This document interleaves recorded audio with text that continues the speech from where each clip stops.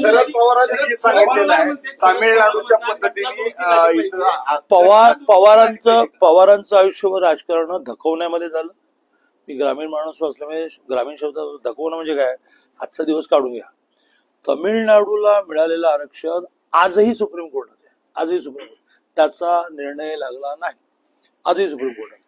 आणि त्यामुळे ते जेव्हा केव्हा येईल ना ऐरणी होतं ते पण जाईल.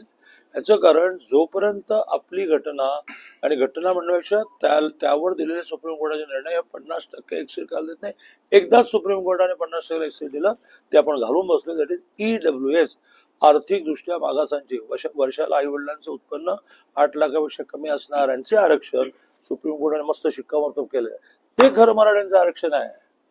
कारण मराठे हे बाय कास्ट मागास नाही आहेत, ते त्यांच्या प्रॉपर्ट्यांची शेतीचे तुकडे तुकडे तुकडे तुकडे 2 गुंठावाले झाले, गरीब झाले, पोरांना शाळेत पाठवता येणार, कॉलेजमध्ये पाठवता येणार, डॉक्टर करता येणार, म्हणून आरक्षण पाहिजे.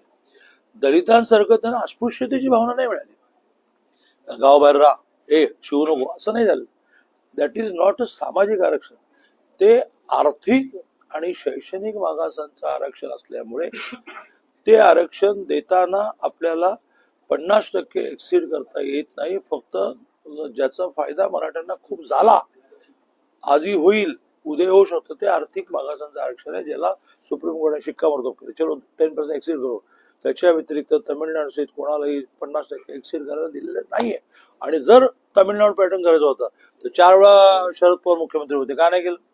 तमिळनाडूचा विषय हा 89चा आहे.